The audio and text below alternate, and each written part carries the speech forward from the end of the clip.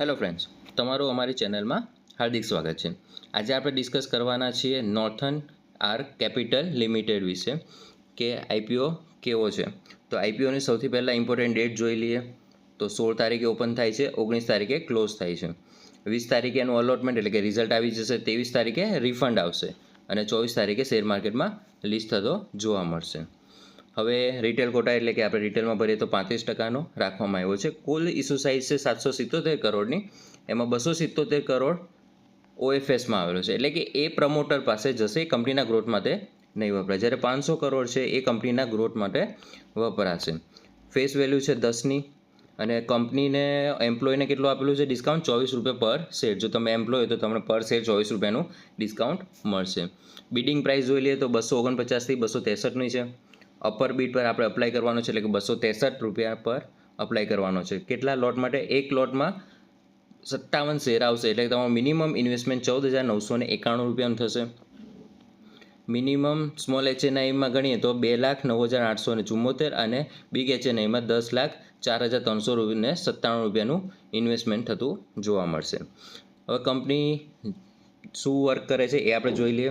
તો northern arc capital નામ ઉપરથી ખબર છે, એટલે કે એનબીએફસી કંપની છે, એટલે ફાઇનાન્સનું કામ કરતી જોવા મળશે. 2009માં એમની સ્થાપના થઈ હતી. શું આપે છે? રિટેલ લોનને લોન પ્રોવાઈડ કરે છે. કયા કયા સેક્ટરમાં આપે છે? તો નાના જેના માઇક્રો, સ્મોલ, મીડિયમ એન્ટરપ્રાઇઝ એટલે કે એમએસએમઈ આપણે કહીએ છીએ કે સ્મોલ, જે હમણાં હાલમાં સ્ટાર્ટઅપ થતા હોય એવા નાના બિઝનેસને લોન પ્રોવાઈડ કરે છે. Micro finance, consumer finance, vehicle ફાઇનાન્સથી આપણે કરાવીએ છીએ એને પણ લોન પ્રોવાઈડ કરતી જોવા મળે છે. અફોર્ડેબલ હાઉસિંગ ફાઇનાન્સ, એગ્રીકલ્ચર સેક્ટરમાં પણ લોન આપતી જોવા મળે છે. એટલે કે આનો ફોકસ નાના કન્ઝ્યુમર ઉપર વધારે રહે છે. તો કેટલા સુધી પહોંચવાનો એમનો ગોલ છે? જો તો 101.2 million people across the India એમને ફોકસ રાખ્યો છે કે આટલી પબ્લિક સુધી જે પહોંચી જશે. એટલે કે કંપનીનો ગોલ ખાસો મોટો છે. કંપનીનું કામ સમજી ગયું, નાના બિઝનેસને લોન પ્રોવાઈડ કરવાના, નાના સેક્ટરને. હવે એનું ફાઇનાન્શિયલ જોઈ લઈએ. 2022, 23 અને 24ના ડેટા આપેલા છે. એસેટમાં તમે જોઈ શકો છો કન્ટિન્યુ વધારો થતો જોવા મળે છે. રેવન્યુમાં પણ જોઈ શકો છો કન્ટિન્યુ વધારો થતો જોવા મળે છે. પ્રોફિટ આફ્ટર ટેક્સ એમાં પણ વધારો છે. નેટવર્થમાં પણ વધારો થતો જોવા મળે છે. એમના પાસે સરપ્લસ હાલમાં અવેલેબલ કેટલા છે?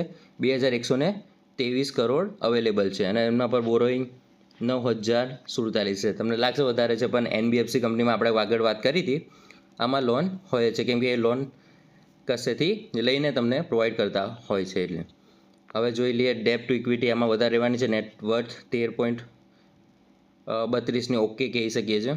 પ્રાઇસ ટુ બુક વેલ્યુ 1.49ની છે, એક સારી ગણી શકીએ છીએ આપણે. હવે કંપની કેટલા પર લીઝ હાલમાં અવેલેબલ છે? 11.78ના પીઈ પર અવેલેબલ છે. તો પિયર કોમ્પિટિશન આ આપણે જોઈ લઈએ કે શું છે, મોંઘી છે કે સસ્તી. તો પિયર કોમ્પિટિશનમાં આપણે આ બધા સેક્ટરના પીઈ જોઈ શકીએ છીએ. 5 સ્ટાર, એસબીએફસી છે, ફ્યુઝન, બજાજ ફાઇનાન્સ લિમિટેડ એના કરતાં નથી મોંઘી નથી સસ્તી, એક સારી પ્રાઇસ બેન્ડ ઉપર આવે છે, એટલે કે ઓકે વેલ્યુએશન પર આવે છે. એને થોડી સસ્તી સાઇઝ રાખી છે કે તમને કમાવાનો મોકો મળી શકે છે. કેમ કે આ જોઈ શકો છો આના કરતાં થોડી કોસ્ટલી છે, પણ બાકી બધા કરતાં રિઝનેબલ પર લાવી છે, એટલે કે વેલ્યુએશન સારી રાખવામાં આવી છે.